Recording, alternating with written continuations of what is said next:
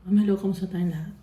I praise to you, Almighty God, Yahweh, the Creator of heaven and earth.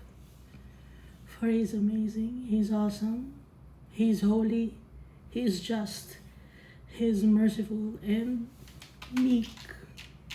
Our Father, He loves us so much. He is full of love. We are the apple of His eye. And that's the reason why our Father sent to us our Savior, Jesus Christ. Jesus Christ is the Lamb of God, the man clothed in linen with an inkhorn. He is the bread of life, the King of kings and the Lord of lords. He is the only mediator to the Almighty Father. The Almighty Father exalted the name of Jesus above all names. Jesus also forgives sins like the Almighty Father. Jesus is the Messiah. He is our healer, the great teacher. He is also our friend, and He wants His friends to reign with Him in His kingdom that will never end.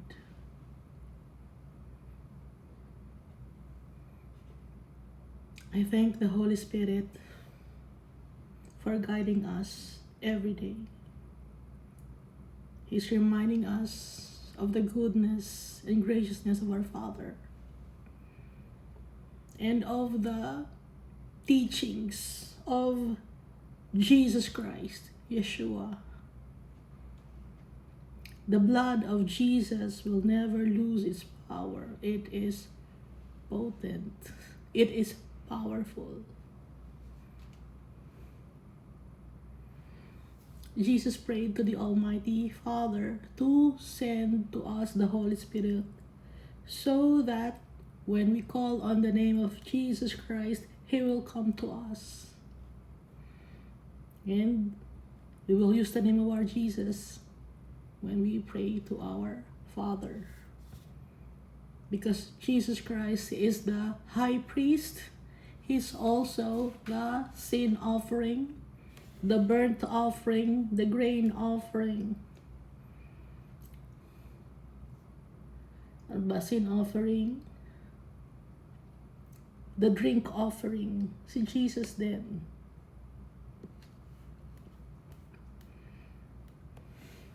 They work hand in hand for us to receive our inheritance, our birthright as children of the Almighty Father.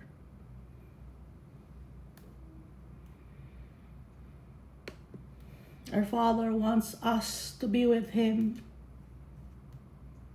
to experience eternal bliss, to have a hope in a future. Our Father, He is our inheritance, and our Father considers us His treasure also, His portion.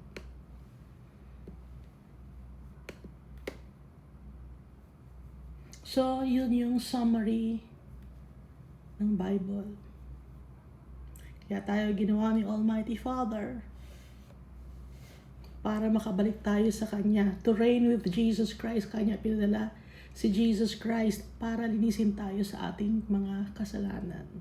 So yung mga nakikita natin dito sa Bible na ibinigay sa atin ni Almighty Father, mga example.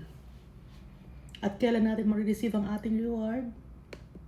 Sa last days. Sa book of Revelation. So for recap, Psalms chapter 14 up to 17.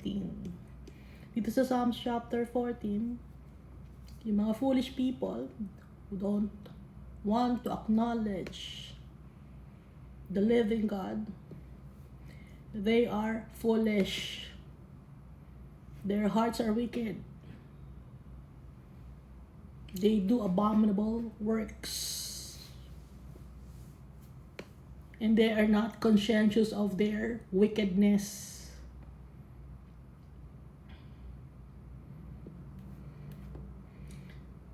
Si Almighty Father, lagi siya nakatingin sa atin, nagbabantay. At nakikita ni Almighty Father na lahat tayo ay makasalanan. Walang nakaintindi sa atin, walang naghahanap kay Almighty Father. Kaya lang natin hinahanap si Almighty Father, or kaya lang natin nahahanap ang tatay natin, is because of the pains and sufferings and trials and tribulations that we experience. Kaya yun ang ginagawa ni Almighty Father na way para hanapin natin siya, dahil meron pa siyang mas madami pang ibibigay sa atin ng mga blessings. Gusto ni Almighty Father na hinahanap natin siya. Seek ye first the kingdom of God, sabi ni Jesus Christ, and all these things shall be added unto you. Ano yung mga all these things that shall be added unto you? Yung mga great things na sa ngayon hindi pa natin nakikita. But time will come, we will see it, we will experience it first hand. So may mga tao dito sa mundo, corrupt. Hindi sila nagkakonsensya. Ng abuso ng kapwa-tao. They eat up my people as their bread. Ginagamit ang tao para pagkakitaan. Inaabuso ang tao para umangat sa buhay. Ganun ang ginagawa ng mga wicked people. Hindi inahanap si Almighty Father.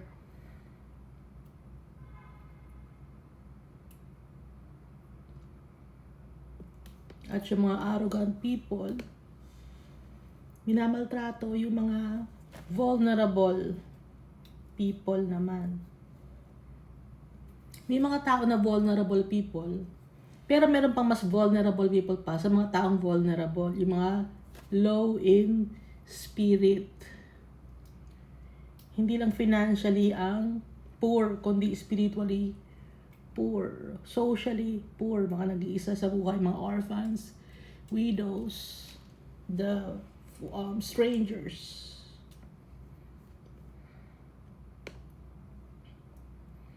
Pero ang strength ng mga tao na yon ay si Almighty Father.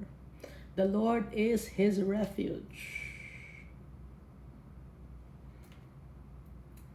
Yep, sa pagdating ni Jesus Christ, magre-rejoice ang mga followers of the Almighty Father and Jesus Christ, and those people who experience pains and tribulations and are victorious by the grace of God. Ito ibig sabihin ng Jacob and Israel, kasi Jacob means follower, Israel means struggled with God and prevailed. Struggled, ano means struggle na yun? Mga trials and tribulations na inalaw ni Almighty Father na mangyari sa atin. Gaya ni Job. Si Job, kahit wala siyang kasalanan, naka-experience siya ng pains and sufferings. Tayo pa kaya, tayo ay makasalanan. Si Jesus naka-experience ng betrayal, pains and sufferings. Tayo pa ba? Nawala sa kalingkingan ni Jesus Christ ang hindi makaka-experience ng pains. Si Jesus Christ is victorious, kaya tayo ay magiging victorious din. If we put our trust in our God.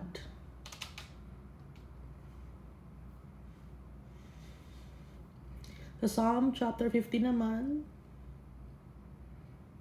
we must walk uprightly, work righteousness, and speak the truth in His heart. Yung walk, ibig sabihin, dala-dala natin kahit saan. Sa paglalakad natin sa buhay na to, saan man tayo makapunta, we must walk uprightly. Works righteousness sa gawa. Gumagawa tayo ng mga bagay na correctness in the eyes of the Almighty Father. At sasabihin natin ang mga bagay na totoo, na galing sa puso. Dahil yung mga bagay na galing sa bibig natin, ilalabas ng bibig natin, Yun ay mga galing sa puso natin. Kaya pag makakakita kayo ng tao na puro pagmumura, no, ang nilalabas ng kanyang bibig, ibig sabihin nun, yung heart niya ganun din. Kung ang isang tao, ang inilalabas ng kanyang bibig, sinasabi niya, mabuit si Almighty Father, I will praise my Father, I will give glory to my Father and to Jesus Christ. Ibig sabihin, yun ang nasa heart niya. Meron akong tao nakita, ang nilalabas naman ng bibig niya ay puro kabastusan. Ibig sabihin, kabastusan ang nasa heart niya. Wickedness. Demonic possession. At hindi tayo magbabackbite. Ng anto-slander, paninirang puri.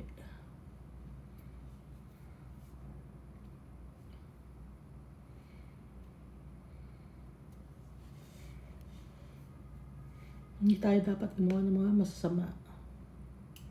At hindi dapat gumawa ng highway robbery or extortion, no? Yung highway robbery, harap-harapan yon na pangloloko. Legal naman to, kunyari. Kunyari legal. Pero kay Almighty Father, hindi legal yon. Anong example ng mga ganon? Madaming law sa society natin. Kunyari, ina-apply sa government, sa society, legal. Pero kay Almighty Father, hindi yun legal. Yung alphabet gender na kinakasal, legal yun sa ibang country, no? May country, meron yatang parte dito na payag sila sa ganon, na tatanggap ng society or legal, pero kay Almighty Father, hindi niya tanggap yun. Hindi legal yun kay Almighty Father. It's an abomination. Ano pa? Example ng legal dito kunyari sa mundo, pero kay Almighty Father, hindi yun legal. Yung malaki ang patubo. Magpapautang ka, ang laki ng tubo mo. Hindi na ka makabayad yung tao, kaya nangungutang. Babigyan mo pa ng malaking tubo. Yung mga businesses. Yung mga may-ari ng mga businesses na yun, hindi naniniwala kay Almighty Father yun. Itinatago nila na hindi sila naniniwala kay Almighty Father.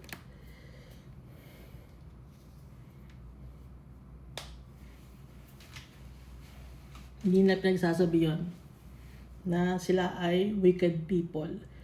Itinatago nila ang kanilang wickedness sa pagiging isang philanthropist. Gagawa kunyari sila ng foundation. Ngayon, yung foundation na yon, walang tax yon. Pwede ngayon lang itago yung kanilang kayamanan sa foundation. Panloloko na naman. Kaya kung makikita nyo yung mga mayaman na tao, meron silang mga foundation. Yung kunyari, charity works, kunyari. Doon nila itinatago ang kanilang pera kasi walang tax yon. Meron pa yung tax rebate. Inutakan nila mga tao. Yung mga tao yun, wicked people. Imbis na ibigay lahat sa mga mahihirap yung kanilang mga charity na nakukuha nila, anong ginagawa nila? Inilalagay pa nila sa bangko. Pinagkakakitaan nila. Greediness.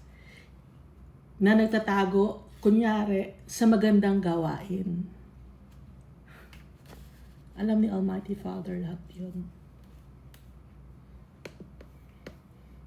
Pero yung mga tao na gumagawa ng goodness, correctness, and faithful to the Almighty Father, they will never be moved.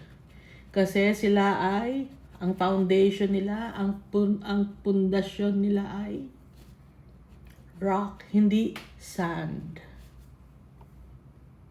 Gaya ng isa sa mga parables ni Jesus.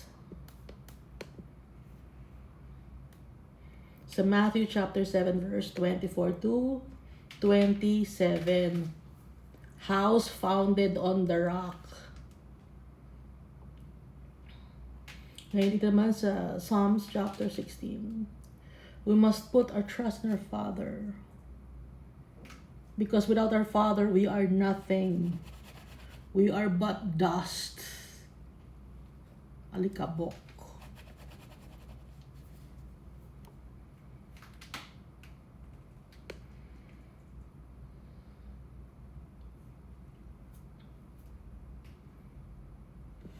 So si David, hindi siya nag-offer sa mga false deities or false gods. Tayo rin hindi. Tayo mag-worship. Hindi tayo mag-worship ng mga gawa sa ginto, kahoy na tao. Semento. Kahit sabihin yung gawa sa ginto yan, hindi nyo pwedeng pagsilbihan yan. Hindi yan nagsalita. Hindi nakakagawa ng mali. Hindi nakakagawa ng tama. Walang magagawa. Hindi humihinga. Gawa ng kamay ng tao. Ngayon, kung sinabi nyo nagmimilagro ang isang semento, kahoy, demonic yun. Ha? Nang loloko. Alam naman natin na si Satan, siya ay father of all lies. Halimbawa, may tinawag kayo, si Joseph. Si Saint Joseph, kung yan tinawag din nyo. Tapos sabi niya, nagmilagro si Joseph na nagpakita at may nagpunta sa inyo na isang lalaki na gano'n. Hindi si Joseph yon. Ginamit lang niya o ginaya lang niya si Joseph. Para patuloy niyong sambahin si Joseph, maliligaw kayo ngayon.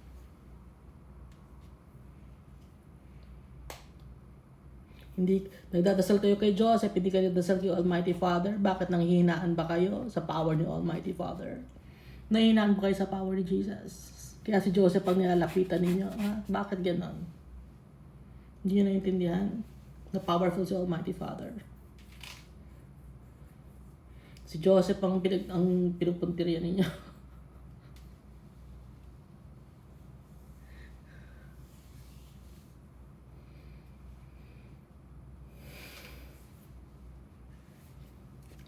Walang magagawa si Joseph, ha? Si Peter, walang magagawa yon. Si John, wala. Sino ang powerful? Si Almighty Father. Si Jesus Christ. Si Jesus, He died and then He rose from the dead. Si Joseph, nabuhay ba yan? Na? Buhay si Jesus Christ. Nabuhay ba si Joseph? Nabuhay ba si John? Si Peter, nabuhay ba? Hindi naman, di ba? Si Mary, hindi yan nabuhay. Kay gawa-gawa lang ninyo. Yung turo na yan, nag-start yan noong 1950s lang yata yun. No? Gusto nyo yun eh. Kasi nungalingan ni Satan. Ha? Lahat ng wala sa Bible kasi nungalingan ni Satan. Gawa-gawa lang ng mga tao, katang-isip na culture and tradition.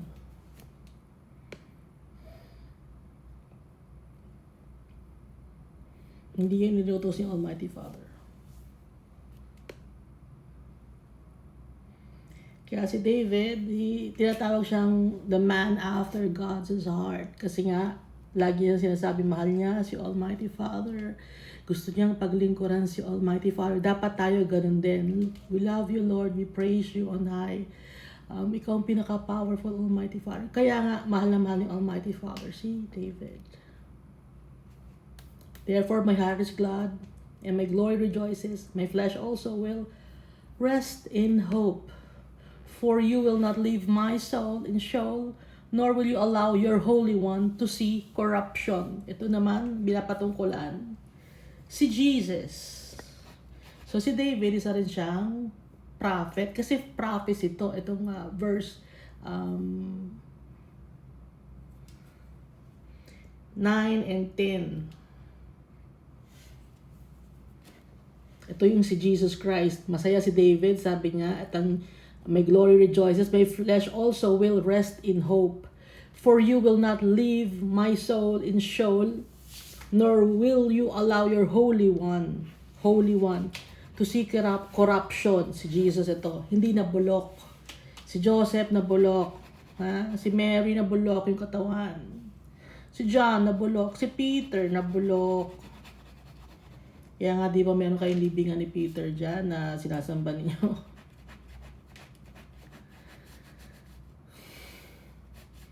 Si Moses, up to now, hindi makita kung saan siya inilibing. Itinago siya ni Almighty Father dahil baka hukayin ninyo.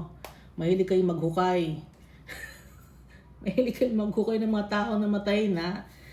Tapos sasambahin ninyo, uy, ito yung buhok ni Moses. Walang gano'n na. Kasi huhukayin na naman ninyo.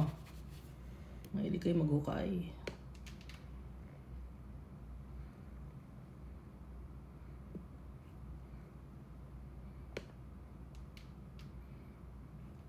Pati si Jacob, si Israel, hindi nyo na makita yun. Alikabok na rin yun. Hindi nyo pwedeng sambahin yun. Si Matthew, hindi nyo pwedeng sambahin si Matthew. Tsaka si Mark. Nabulok na. Alikabok na sila. Sino ang hindi nabulok? Si Jesus.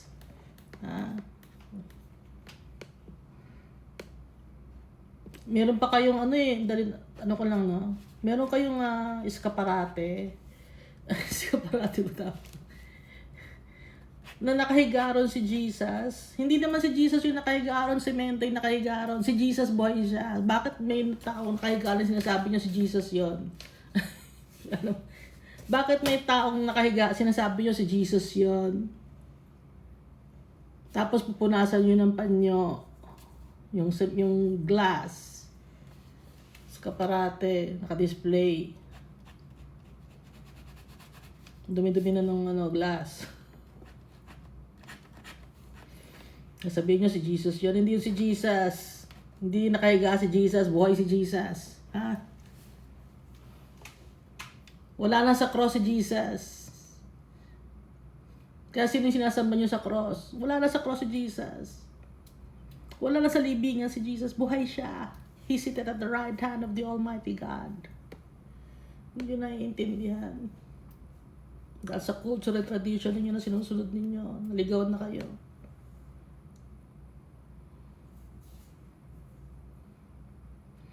It's a verse 3 ng Psalms, chapter 17. You have tested my heart. You have visited me in the night. You have tried me and have found nothing. I have purposed that my mouth shall not transgress. Nag-iingat si David. Ayaw niya na magkasala. Binabantayan niya yung kanyang bibig.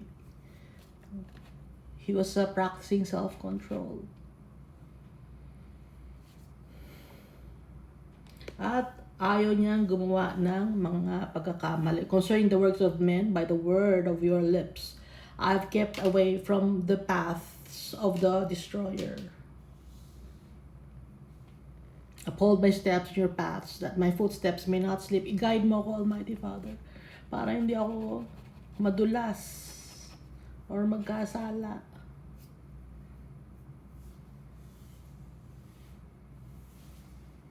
Keep me as the apple of your eye.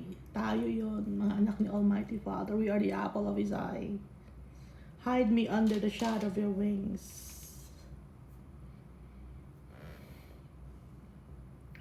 Dahil left and right, yung mga kalaban natin, the principalities of this world, hindi tao, kundi yung lumulukob sa tao. Yung tao, mamahalin natin sila. Gaya ni Jesus Christ. Ano sabi ni Jesus Christ? Father, forgive them for they do not know what they are doing. Kahit sinasaktan na siya, pinag-pray pa rin niya yung mga tao. No? Patawarin ni Almighty Father yung mga tao na nananakit sa Kanya. Saan tayo makakakita ng ganong klase na tao? Si Jesus lang yon. Kayo ba, nung sinaktan ba kayo ng mga nananakit sa inyo? Sinabi pa nyo, Father, forgive. Hindi, di ba? Sana mamatay na. Sana mabugbog na siya. Ganun, di ba? Iba sa Jesus Christ. Kaya gagayahin natin si Jesus Christ. Never nagkasala si Jesus Christ.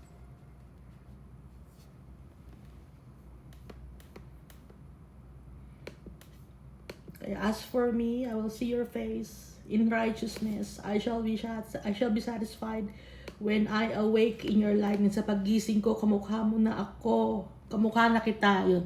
Sa paggising ko, Lord, kamukha na kita. Kasi ikaw ay holy, you are righteous, you are good. Gusto kong maging kagaya mo. Sabi ni David. At yun din dapat ang prayer natin. Na tayo ay maging kagaya ng tatay natin. Kaya nga, pinadala ni Almighty Father, si Jesus Christ, para maging kagaya tayo ni Jesus Christ. Dahil si Jesus Christ is holy. He is one with our Father. Pag naging kaisa tayo ni Jesus Christ, kaisa na rin tayo ni Almighty Father.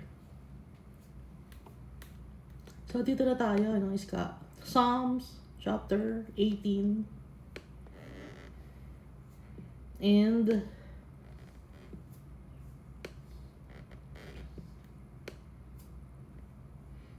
19.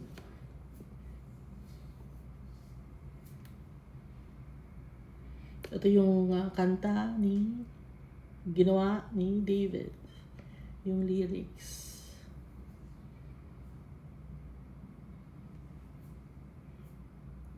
When the Lord God delivered him from the hand of all his enemies and from the hand of Saul. No, si King Saul. I will love you, O Lord, my strength. Ikaw ang kalakasan ko, Lord. The Lord is my rock and my fortress and my deliverer. Siya ang strength ko. Siya ang naglulukob sa akin. Siya ang nagpoprotekta sa akin. My God, my rock, my strength, in whom I will trust, my shield and the horn of my salvation, my stronghold. Pag sinasabing stronghold, siya yung fortress. Siya yung nagpoprotekta. I will call upon the Lord, who is worthy to be praised. So shall I be saved from my enemies. So protection. Itong prayer ni David.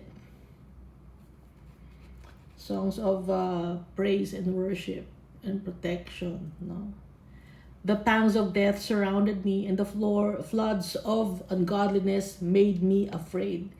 Inaamin ni David na natatakot din siya. May takot din siya. Tayo rin, takot din tayo eh.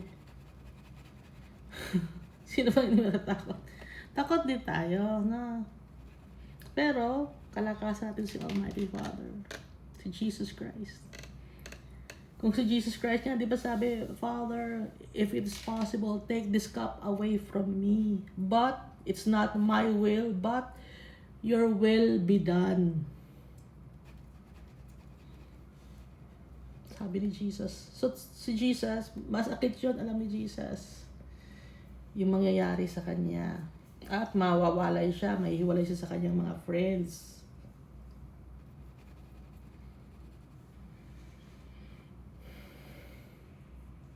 Pero si Almighty Father, siya ang ating strength ngayon. Si Jesus Christ, napagtagumpayan niya yun. Si Jesus ngayon, strength na rin natin. Kasi napagtagumpayan ni Jesus Christ, siya ang ating example. Ibinigay siya ni Almighty Father sa atin para maging example natin. Sabi ni Almighty Father kay Jesus, ikaw na Jesus, bumaba ka na, ikaw na magpakita sa mga brethren mo kung ano ang dapat gawin. Hindi alam ng mga brethren mo eh. Para sila kumakalat. Nagkalat ng mga sheep. Ikaw ipakita mo. Sabi ni Almighty Father, I trust you. Kaya si Jesus ipinanganak dito sa mundo. Example natin. Para hindi na tayo matakot.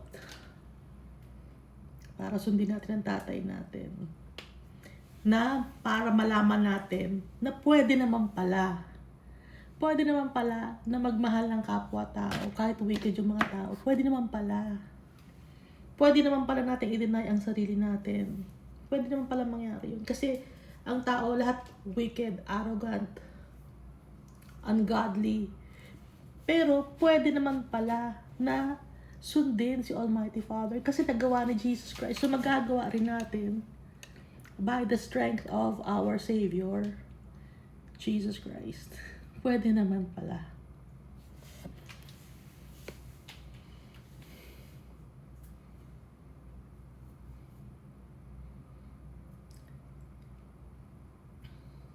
The pangs of death surrounded me, and the floods of ungodliness made me afraid. The sorrows of Sheol surrounded me. The snares of death confronted me. In my distress, I called upon the Lord and cried out to my God. He heard my voice from His temple. Narinig ni Almighty Father ang boses natin. Saan ang temple ni Almighty Father? It's in heaven. And my cry came before Him, even to His ears. Lagi tayo nadidinig ng tatay natin. Then the earth shook and trembled. The foundations of the hills also quaked and were shaken, because He was angry. Pag nagalit si Almighty Father, matakot tayo. Guho lahat. Smoke went up from His nostrils and devouring fire from His mouth.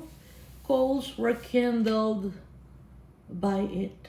Salita ni Almighty Father, no? Devouring fire from His mouth. Just by His mouth, just by His words, makakadurog or makaka-kindle ng coals sa mga salita ni Almighty Father, kasi yung salita ni Almighty Father, He is powerful. He bowed the heavens also and came down. With darkness under His feet, He rode upon a cherub and flew. Cherub, isa sa mga 4 living creatures, and flew. Yung cherub, hindi ito angel. 4 living creatures ito na nasa book of Isaiah, tsaka book of Revelation. Cherubim, seraphim, no? Yun, iisa lang yung cherubim, seraphim, at saka 4 living creatures. Iisa lang sila. Ibang tawag ni si Isaiah ba yun? Tsaka si Jeremiah. Magkaiba ang tawag nila. Pero isa lang yun. Cherubim, seraphim, 4 living creatures. Kasi yung description sa kanila, same, Zechariah ba yun? Seraphim.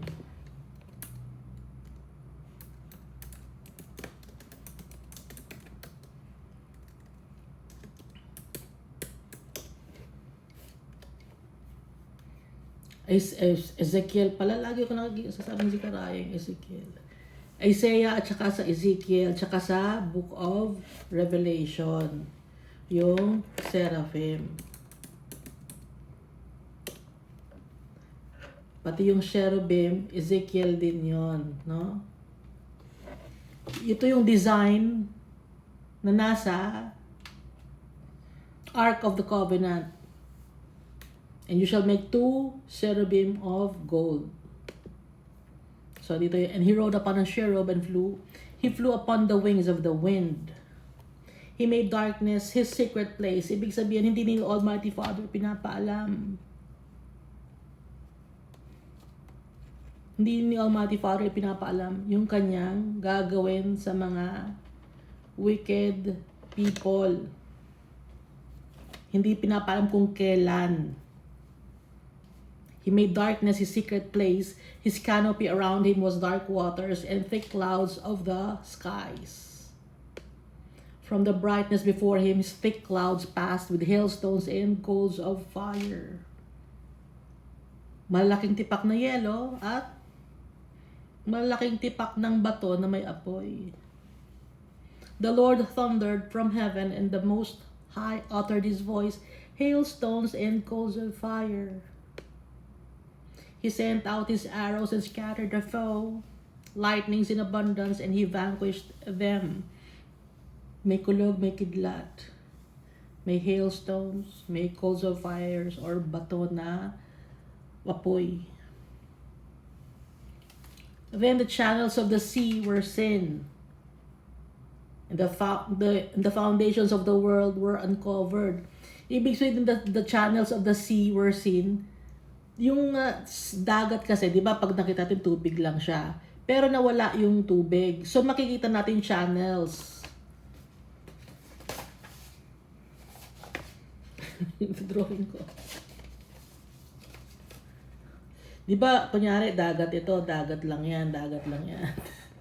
Ngayon, dahil sa nag-subside na yung dagat, makikita na natin yung mga grooves under the sea dati, na sea, dating dagat. Pero makikita na natin na may iba-iba palang iba-ibang channel ang dagat. Kasi pag buo lang yung dagat, hindi natin kita eh. Pero yung mga crevices, yung mga malalalim na parts, makikita natin pag nagalit si Almighty Father. Mawawala yung tubig. Then the channels of the sea were seen, and the foundations of the world were uncovered at your rebuke, O Lord, at the blast of the breath of your nostrils. Kaya siya sabing nostrils, yung galit, yung disgust ni Almighty Father sa mga wicked people. He sent from above, He took me, He drew me out of many waters. He delivered me from my strong enemy, from those who hated me, for they were too strong for me. Mga tao nagagalit sa atin, masyadong malakas para sa atin, pero kay Almighty Father, walang malakas. Kaya, kakapitan natin yung tatay natin. Siya ang pinakamalakas.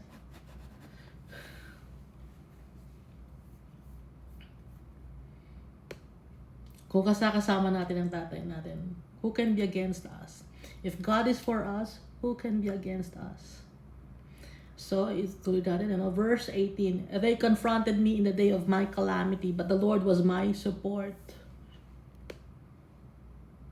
He also brought me out into a broad place. He delivered me because He delighted in me. Masaya si Almighty Father.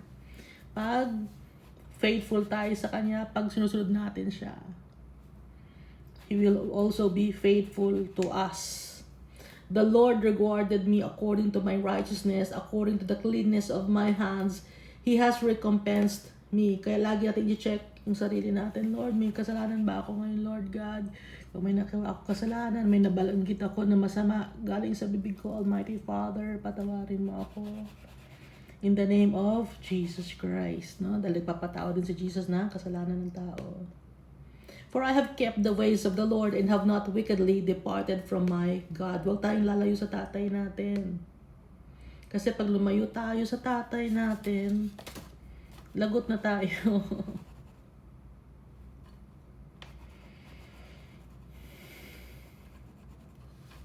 Siya ang kalakasan natin. Didikit tayo sa malakas. Tatay natin. Si Almighty Father. Hindi natin pa kailangan dumikit sa mga politician, hindi. Sa mga powerful people ng mundo na to, hindi. Sa mga famous people, wala sila magagawa. Sa mga rich people or wealthy people, wala. Limitado lang ang gawa ng tao. Pero sa tatay natin tayo didikit, kay Almighty Father. Omnipotent ang tatay natin. Yung nag-create sa atin. Verse 22, for all His judgments were before me, and I did not put away His statutes from me. Sabi ni David, lagi niyang sinusunod. Kaya tayo, lagi natin susunod ang tatay natin. Yung commandments niya. Naging dalawa na lang, no? Naging compact na lang, or naging maikli na lang. Instead of 10, naging 2 na lang. Para madaling matandaan. Kasi, ang summary naman talaga ng 10 Commandments na binigay ni Almighty Father kay Moses, yung summary nun, binanggit na ni Jesus, dalawa lang. Love the Lord your God with all your heart, with all your soul, with all your might and mind and strength, and love your neighbor as you love yourselves. Kasi yun ang summary ng 10 Commandments.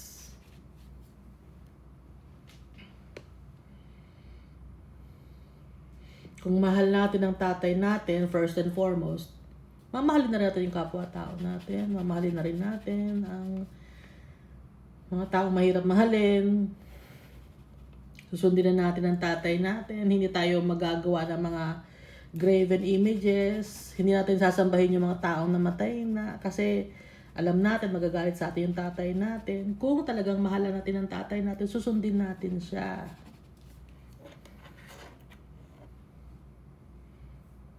Hindi natin gagamitin ang pangalan niya sa kung ano-anong panghihingi. Kung talagang mahal natin ang tatay natin, respeto natin yung pangalan niya.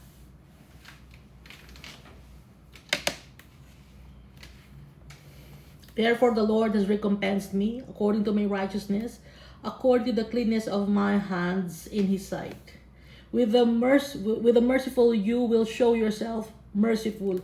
Sa mga merciful na tao, ipapakita mo, Lord, na ikaw ay merciful. With the blameless man, you will show yourself blameless. Sa mga taong sumusunod sa yapak mo, Almighty Father, ipapakita mo ang iyong goodness. Ibig sabihin nito. With the pure, you will show yourself pure. And with the devious, you will show yourself shrewd. Sa mga sumusunod kay Almighty Father, mamahalin ni Almighty Father yung mga tao nagmamahal sa Kanya. Pero yung mga taong ayaw kay Almighty Father, makukuha nila ang nararapat para sa kanila. Yung mga taong wicked people. For you will save the humble people. You will bring down haughty looks. Gusto niyo Almighty Father, yung humble people. Ayaw niya ng mga arrogant, boastful, or proud. For you will light my lamp. The Lord my God will enlighten my darkness. For by you I can run against a troop. By my God I can leap over a wall. Dahil sa kalakasan ni Almighty Father, kaya kong harapin ang maraming mga tao na kalaban.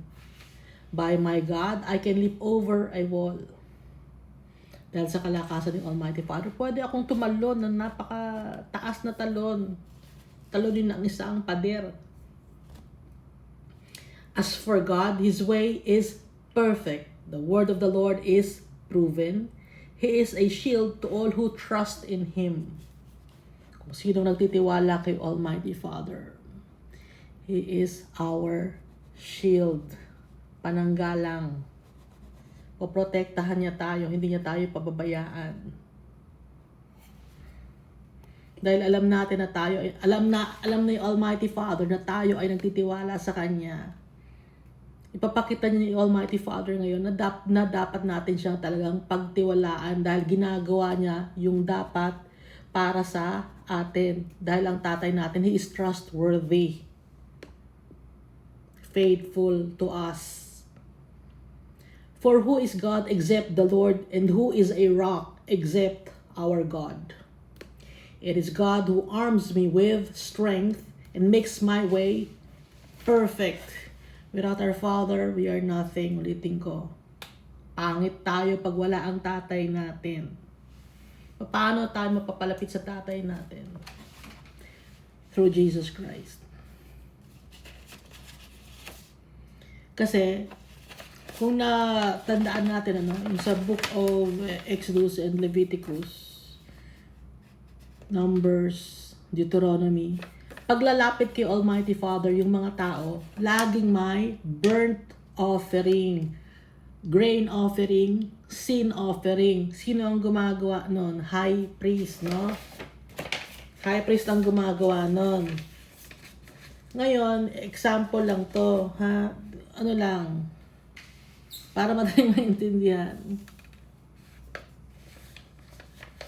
Si Almighty Father, ito, ano example lang ha? Si Almighty Father, ito ha, heart.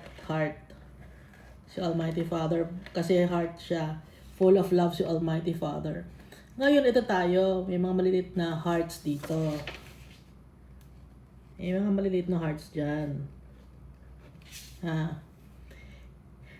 Hindi tayo makakatagos kay Almighty Father. Kasi holy si Almighty Father. He is righteous, He is just. Tayo, madumi tayo. Hindi tayo babagay dito. Paano tayo makaka-penetrate, no? Dito kay Almighty Father. Paano natin siya malalapitan? Andito tayo. Maliliit tayo. Hindi tayo bagay. Madumi ang heart natin. Tayo, ha? Kinakailangan natin sino? Si Jesus Christ.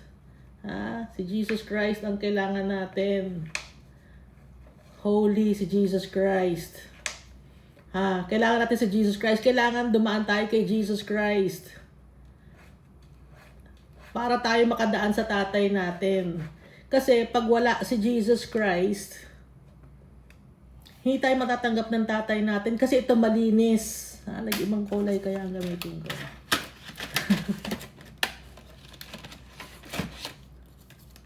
Para ma-distinguish. Malinis kasi ito yung blood ni Jesus Christ, kaya red. Makakalapit lang tayo sa tatay natin kung lalapit tayo kay Jesus Christ. Pag nandito yung heart, yung malilit na heart nandito, pwede na tayong makalapit sa tatay natin kasi diretso, hindi tayo pwede. Madumi kasi tayo, madumi, dirty. Madumi, hindi pwede. Kailangan dumaan muna sa blood ni Jesus Christ. Si Jesus Christ, siya ang high priest, sin offering, burnt offering, grain offering, thanksgiving offering, drink offering, lahat na sacrificial lamb. Okay? Kaya para tayo makalapit sa tatay natin, para tayo maging perfect. As for God, His way is perfect. The word of the Lord is proven. He is a shield to all who trust in Him. For who is God except the Lord? And who is a rock except our God?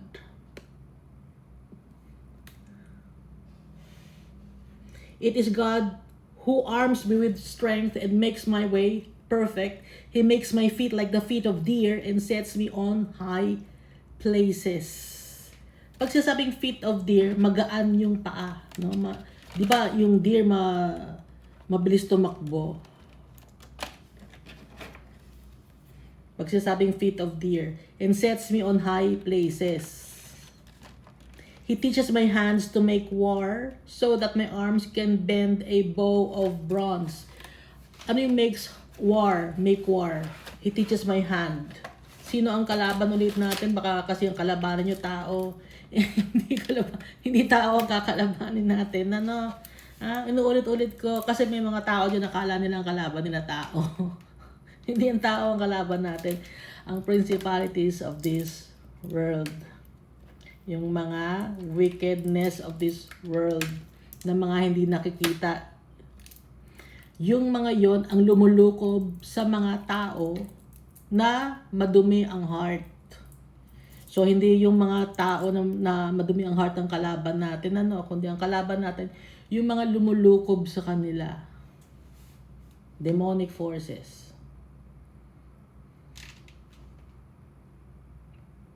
He teaches my hands to make war so that my arms can bend a bow of bronze. You have also given me the shield of your salvation. Pananggalang, protection. Your right hand has held me up. Your gentleness has made me great. Right hand, your strength, no? Yung kalakasan mo, Almighty Father. Yun ang nagtatayo sa akin. Held me up. Your gentleness has made me great. You enlarged my path under me, so my feet did not slip. Hindi tayo nadadapa. Dahil ang kalakasan natin, si Almighty Father, yun ang binibinggit dito. I have pursued my enemies and overtaken them. Neither did I turn back again till they were destroyed. Hindi tao ha.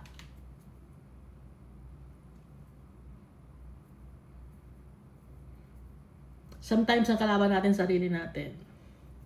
Yung mga bagay na gusto natin gawin sa buhay natin.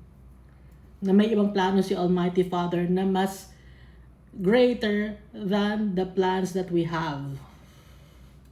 Okay? So, anong gagawin natin? Deny ourselves. Take up our cross and follow Jesus. Verse 38. I have wounded them so that they could not rise. They have fallen under my feet. For you have armed me with strength for the battle. You have subdued under me those who rose up against me. So dito ang binabanggit ni David dito yung mga kalaban niya, literal. Ngayon tayo hindi literal, ha? Symbolical ito. Or figuratively speaking or metaphorically speaking. Hindi tao, ulit ko. You have also given me the necks of my enemies so that I destroyed those who hated me. Sino ba yung nagagalit sa atin ngayon? Ang nagagalit sa atin ngayon, yung may galit sa atin, yung devil. Kasi tayo ang kapalit ng mga umalis sa heaven, yung sumama kay Lucifer. Tayo ngayon ang kapalit sa heaven. Umalis sila, hindi na sila makakabalik sa heaven. Tayo na ngayon ang kapalit. Tayo mga followers of Jesus Christ. Verse 41, and they cried out, but there was none to save, even to the Lord, but he did not answer them. And then I beat them as fine as dust before the wind. I cast them out like dirt in the streets. You have delivered me from the strivings of the people. You have made me the head of the nations. As a people I have not known shall serve me. Sabi ni David.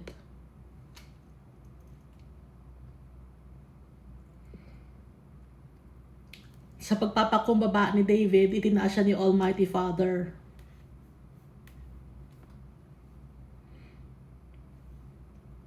Kahit hindi niya kilala yung mga tao, sinasamba siya or nirerespeto siya. It's because of the Almighty Father. Nirerespeto siya ng mga tao dahil kay Almighty Father. Sa pagpapakumbaba. Kaya nga diba sabi niya, ni Jesus Christ, yung mga tao nagpapakumbaba, yun ang itinataas ni Almighty Father. Kaya hindi tayo dapat maging proud or prideful.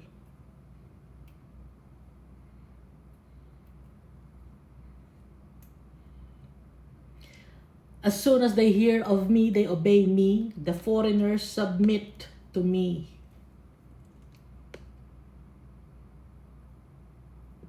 The foreigners fade away and come frightened from their hideouts.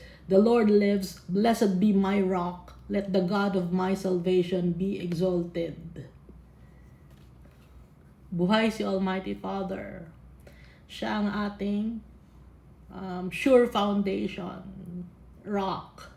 Let the God of my salvation be exalted. Purihin natin yung tatay natin, yung ating salvation. It is God who avenges me. Si Almighty Father, siya ang nag-avenge sa atin. We don't have to do anything. Siya ang nagbibigay sa atin ng justice. Pag ino-oppress tayo ng tao, si Almighty Father nagbibigay sa atin ng justice. Kaya we don't have to do anything. Nagbibigay si Almighty Father ng justice. And subdues the peoples under me. He delivers me from my enemies. You also lift me up above those who rise against me. You have delivered me from the violent man.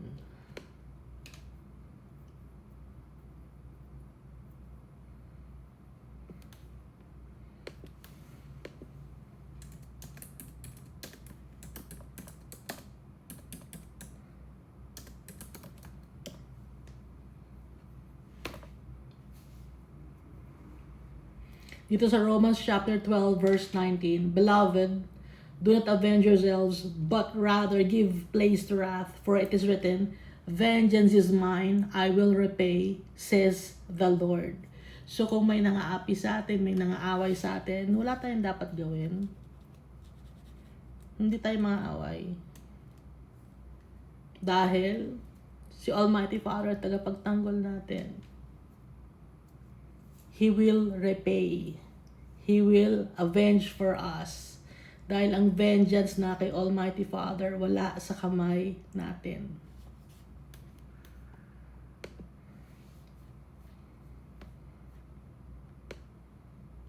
Therefore, I will give thanks to you, O Lord, among the Gentiles or nations, and sing praises to your name. Great deliverance he gives to his king, and shows mercy to his anointed, to David and his descendants forevermore. To David and his seed or descendants, no? Forevermore. For all eternity.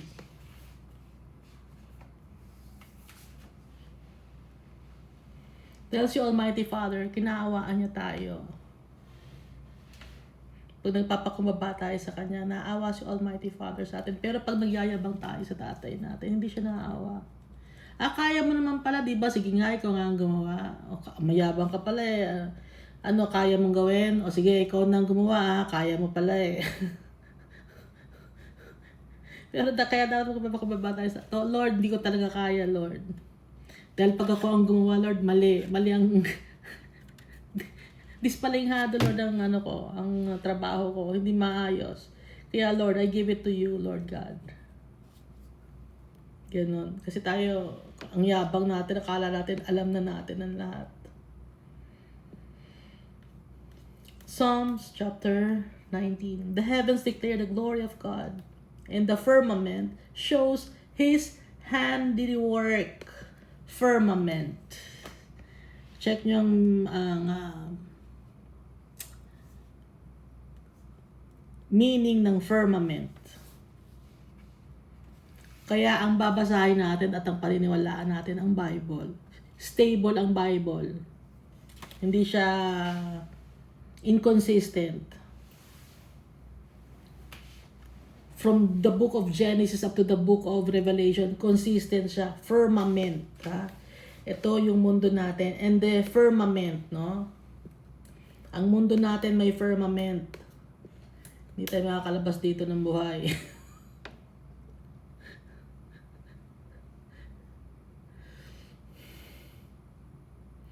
Kaya yung nagsasabi na nakapunta ng labas ng mundo, ba't ayaw nyo labas ng mundo ngayon?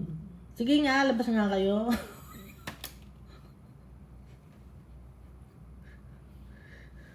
Labas lang naman kayo, ba't ayaw pa? No, ha? Ayaw lumabas ng mundo, bakit? Kasi nga wala. Merong firmament. Ang pagkakagawa ni Almighty Father ng mundo na to, He divided the water sa taas at sa ilalim. Ganun ang ginawa ni Almighty Father. Balik ulit sa book of Genesis. Tingnan nyo kung paano ni Almighty Father ginawa ang mundo. Ha? Ngayon magtatanong kayo, paano yung sun, yung moon, yung stars? Itatanong natin yon kay Almighty Father. Ako alam ko na, no? Kayo hindi.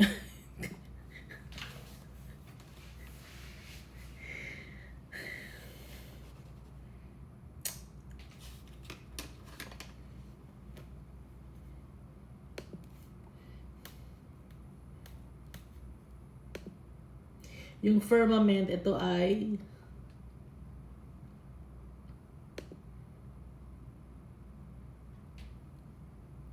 hati, no? Parang may covering. Yun ang firmament.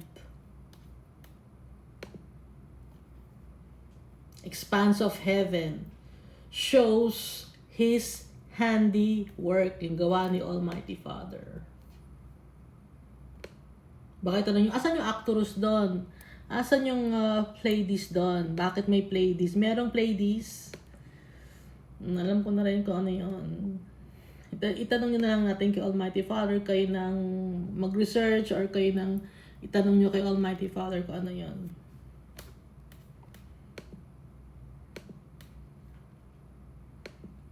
Alam ko yun. So verse 2, day unto day utters speech, and night unto night reveals knowledge.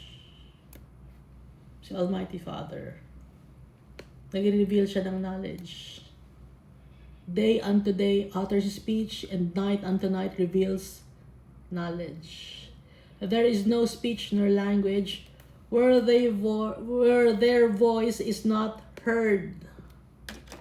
Walang speech, walang language na where their voice is not heard.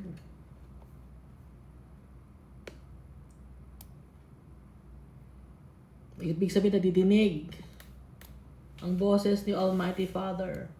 Walang language barrier or speech barrier. Nagkakaintindihan, ibig sabihin. Naiintindihan ni Almighty Father yung mga sinasabi natin.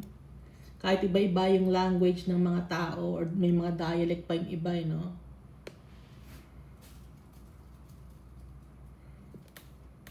Kasi ang nakikipag-usap ay ang heart natin. Verse 4, Their line has gone out through all the earth, and their words to the end of the world. In them he has set a tabernacle for the sun. Tent or a tabernacle para sa araw. So, describe dito ni Almighty Father, ha? Yung mundo, their line has gone out through all the earth, and their words to the end of the world. In them He set a tabernacle for the sun. Kung nasaan yung sun, no? Kung saan po pwesto yung sun. Yung sun, gumaganon yan. Yung umaandar yung sun. Ha? Tsaka yung moon, umaandar yan.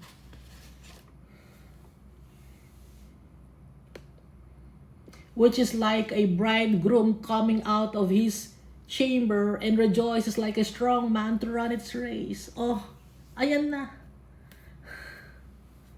In them he set a tabernacle for the sun, ang araw, na parang isang bridegroom na lumalabas sa kanyang chamber. Kung lumalabas sa kanyang chamber, di umaandar siya ng ganon, and rejoices like a strong man to run its race. Description.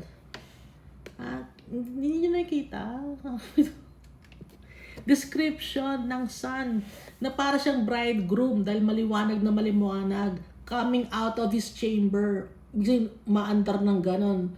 And then rejoices like a strong man. Malakas ang sinag ng araw to run its race for the day. Its rising is from one end of heaven, tumataas siya from one end of heaven, and its circuit to the other end, umiikot sa kabilang end.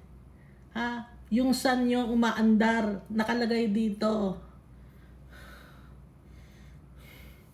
And there is nothing hidden from its heat. Lahat apektado ng kanyang init. Yung araw, ganoon ang ginawa ni Almighty Father, pinapaandar niya.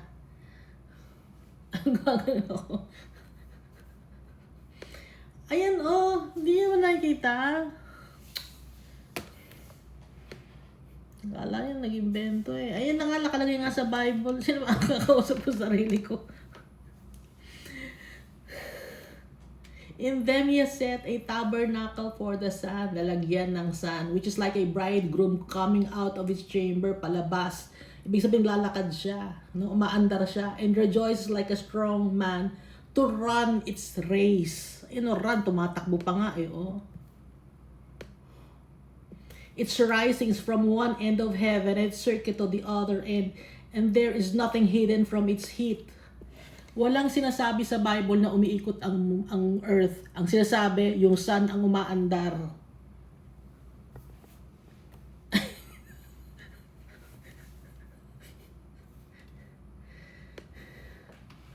The law of the Lord is perfect. Yun ang law ni Almighty Father. Ganun ang pagkakadesign. Converting the soul, the testimony of the Lord is sure, making wise the simple. The statutes of the Lord are right, rejoicing the heart. The commandment of the Lord is pure, enlightening the eyes. Ano liwanag yung law ni Almighty Father, yung law ng mundo na to, kung paano umaandar lahat, kung paano nagagawa ang tao. Converting the soul, the testimony of the Lord is sure, making wise the simple. Making wise the simple. Yung mga simple, wise. Making wise the simple. The statutes of the Lord are right, rejoicing the heart. The commandment of the Lord is pure, enlightening the eyes. Nakakapag-enlighten ng mata at ng puso at isipan. Pure kasi. The fear of the Lord is clean, enduring forever. The judgments of the Lord are true and righteous altogether. More to be desired are they than gold. Ano yung more to be desired? The fear of the Lord is clean, enduring forever. The judgments of the Lord are true and righteous altogether. Yun ay more to be desired than gold.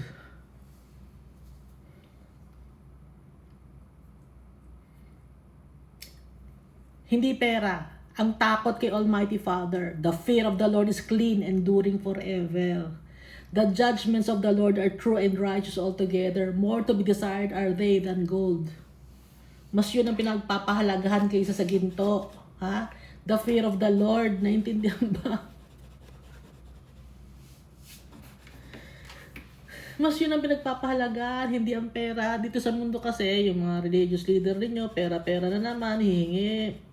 Monday, Wednesday, Friday, Saturday, tapos weekly yun, no? I-compute nyo nga yun. Tapos, may first service pa sa umaga, second service pa sa gabi. Hihingi pa ng for the men's ministry, for the teenage, ano ba? For the teen ministry, for the women's ministry, for the children's ministry. Hindi na natapos. Hindi yun ang dinidesire ni Almighty Father. The fear of the Lord, yung katakutan siya, yung may respeto tayo sa Kanya, yun ang gusto ni Almighty Father. Mas dinidesire yun kaysa sa ginto. Ha? Yea, than much fine gold, sweeter also than honey and the honeycomb. Moreover, by them your servant is warned, and in keeping them there is great reward. Sa mga warnings sa atin ng Almighty Father, susundin natin yung mga warnings niya para makuha natin yung great reward. Yun yung sa graduation day, meron tayong reward, meron tayong inheritance when we keep the commandments of our Father. Who can understand his errors? Cleanse me from secret faults. Kung may mga tagumpatay ng pangamali na nagagawa, Lord, linisin mo kami, Almighty Father. Ikaw lang ang nakakaintindi sa amin yung mga pagkakamali namin. Ibig sabihin ng verse 12. Keep back your servant also from presumptuous sins. Let them not have dominion over me. Sabi ni David, then I shall be blameless, and I shall be innocent of great transgression.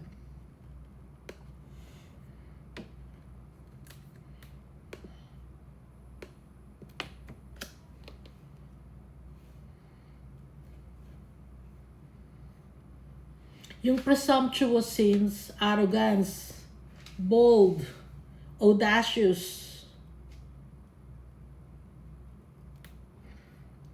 haughtiness, pompous. Yun ang presumptuous sins.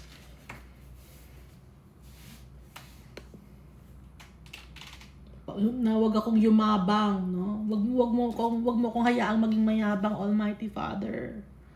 Wag yun ang mga maghari sa akin kasi nga si David nanalo siya against his enemies. Marami siyang nakukuhang blessings. Ngayon, may probability na yumabang ngayon ang tao pag ganun ang mangyari sa kanya. Kaya nagpipray si David, Lord, ayokong maging mayabang. Ayokong yumabang, Lord. Ayokong yun ang maghari sa akin. So tayo rin, sa araw-araw, pagpipray natin, Lord, ayokong maging mayabang, Lord. Then I shall be blameless. Kasi kayabangan, kasalanan na yon. Ha? And I shall be innocent of great transgression. Malaking kasalanan kasi yun. Yung pagiging mayabang, yung pagiging proud, no? Yung may pride ka, malaking kasalanan yun. Akala nyo, ang malaking kasalanan lang murder. Hindi lang yun. Lahat ng kasalanan, pantay-pantayan, malaki ang bearing lahat ng kasalanan. Basahin natin ang Romans chapter 1. Nandun lahat, pantay-pantay ang kasalanan, kasinungalingan. Ka-level nun ang murder, ha? Ang perversion, pag sinasabing perversion sa Bible, yung alphabet genders, equivalent din nun, kasinungalingan, equivalent din nun, murder yon, equivalent lang, pare-pareho ng bearing ang lahat ng kasalanan, pantay-pantay. May kasalanan yung kapwa-tao mo, hindi mo sinasabi, or ini-enable mo siya, or tinotolerate mo, sige, magnakaw ka, hindi ko alam yan, labas ako dyan. kung it's like you partake of the sin of the person, no? Parang kasali ka na rin doon. Ine-enable mo siya eh. Kasalanan na rin yon, para ka na rin nakapatay nun. I-enable mo yung tao, isang nanay, ine-enable niya yung anak niya to perversion, no? Yung alphabet gender. Hindi, mahal ko ang anak ko kahit na ang niya, alphabet gender siya. Mahal ko siya, tanggap ko. Mahal mo, totoo. Kung totoong mahal mo, sasabihin mo ang totoo. Dahil ang totoong pagmamahal ay sasabi ng totoo. Kahit masaktan. Kahit masaktan pa ang isang tao, kung totoong mahal mo, sasabihin mo yung totoo. Dahil ang masakit, yung truth hurts kasi. Kung totoong mahal mo siya, hindi mo siya gusto mapunta sa impyerno, sasabihin mo, pagsasabihan mo. Ngayon, pag nakinig sa'yo, good, no, nakinig sa'yo. Pero pag hindi nakinig sa'yo, wala na ikaw responsibility sa tao na yon. Kahit anak mo pa siya. Sasabihin mo kung anong tama at mali. Kasi meron tayong responsibility sa kapwa-tao natin na dapat mahalin natin ang gaya ng pagmamahal natin sa sarili natin.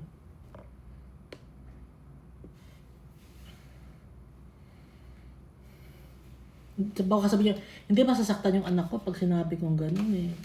Mas mabuti nang masaktan ngayon kaysa masaktan pa siya sa impyerno. Anong gusto niyo, sa impyerno masaktan? At least ngayon alam na niya na pag gano'n sa impyerno siya mapupunta.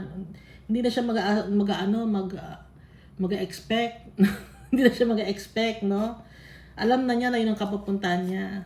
Ha? Para makapag-isip-isip siya. Para mawala na sa... Kasi meron ka rin kasalanan dun kung ito-tolerate mo yung tao na yun. Mamahalin mo, rerespetuhin mo, pero sasabihin mo yung totoo. Ha? Mamahalin mo, rerespetuhin mo. Ang respeto, hindi lang naman yung ito-tolerate mo, hindi lang respeto. Ang totoong respeto, ito kasi tama dito, Brad. Ngayon, kung hindi mo, yun, wala akong magagawa dyan. Pero, mahal ka ni Almighty Father. Kaya gusto kong ni Almighty Father, malaman mo ito.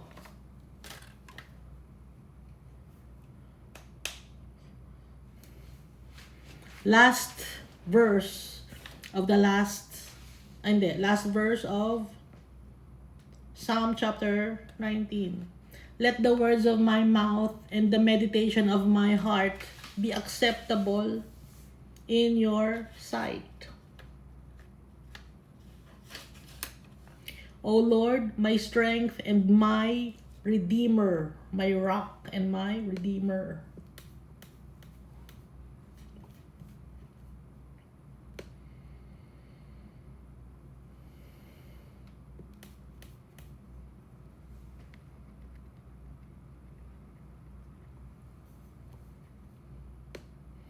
Yung iba, no, na alphabet gender, bumalik sila kay Almighty Father, may sakit na sila.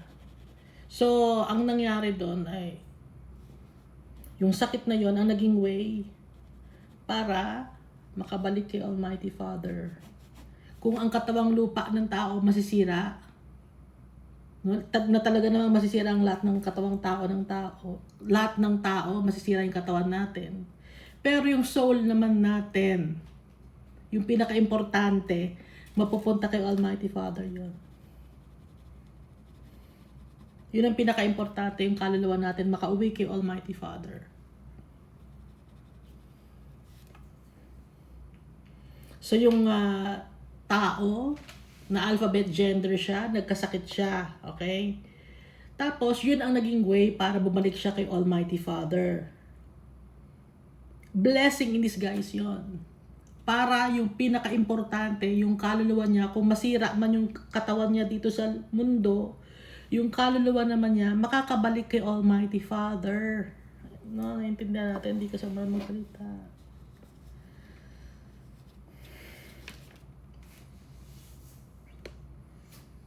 Kasi ano ka lang, magtanim ka lang sa heart ng isang tao. Kahit hindi mo siya kulitin.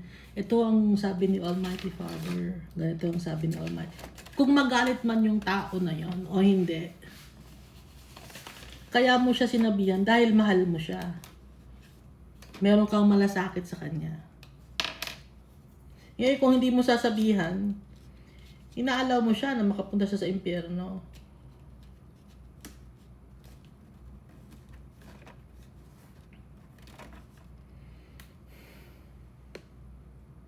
Gusto mo siya mapunta sa impyerno at dahil hindi mo siya sinabihan, enabler ka rin, tinotolerate mo yon, mapupunta ka rin sa impyerno. Damay-damay. Kaya para makasama tayo ni Almighty Father, pagsasabihan natin yung mga kapwa-tao natin dahil mahal natin sila. Hindi to yung dahil ayaw mo silang maging masaya, hindi ganun. Gusto mo nga i-save sila, gusto mo silang ma-save dahil alam natin kung paano masasave through Jesus Christ.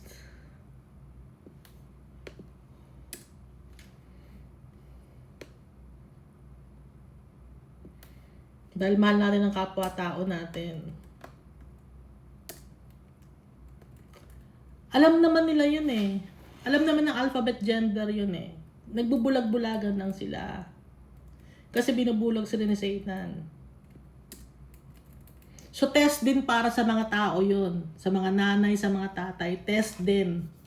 Kung ano ang gagawin mo kung anak mo ay naging alphabet gender or gustong maging alphabet gender. Test sa'yo yun. Ano ba ang gagawin mo? Tutulungan mo ba yung brethren mo? Kasi yung anak natin, brethren din natin eh.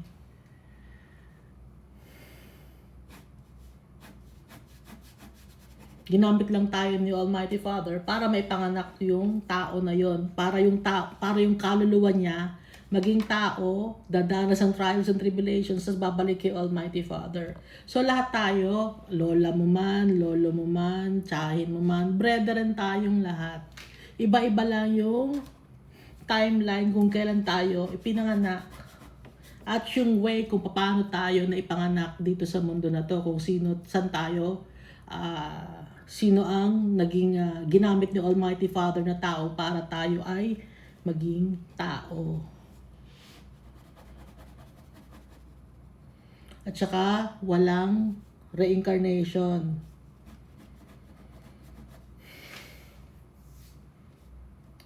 Isang beses lang tayo mabubuhay dito sa mundo. Hindi pa rin mag-retake ng test. Halimbawa, ayaw ko na mag-test o nagpakamatay ka. Hindi ka pwedeng umayaw. Walang ayawan. Hanggat may test. Nasa discretion ni Almighty Father kung kailan niya gustong matapos ikaw ng test mo. So habang nandito tayo, magte-test tayo, may exam tayo, hindi tayo makakaayaw. We're at the mercy of the Almighty God because He is powerful. He created us. Hindi tayo makakapagtanong. At dahil kay Jesus Christ, adopted sons and daughters na tayo of the Almighty God, dahil kay Jesus Christ yun. On our own, we cannot do anything. Apart from our Father, we cannot do anything. Ngayon, ang sabi ng tatay natin, listen to Him. He is my son. Listen to Him. Kay Jesus Christ. At sa Jesus Christ, nagpapatawa din ng kasalanan ng mga tao. Kaya God si Jesus Christ. Ni sa panaginip, huwag niyong tatanggalin sa isip niyo na hindi God si Jesus Christ, dahil God si Jesus Christ. Yung mga nagsasabi ng hindi God si Jesus Christ, mga sinungaling yon. From the devil yon. Demonic entities. Lumulukob sa mga tao para ilayo kay Almighty Father ang mga tao na yon. At yung mga tao na yon, ang kaluluwa nila mapupunta sa impyerno. Ang daming kasinungalingan dito sa mundo na to. Gusto ni Almighty Father tanggalin lahat ng kasinungalingan dito sa mundo na to. Kaya niya pinadala si Jesus Christ. Kaya meron tayong Bible, binigay sa atin ni Almighty Father, para malaman natin ang truth. Dahil mahal niya tayo, gusto niya tayo na makasama niya.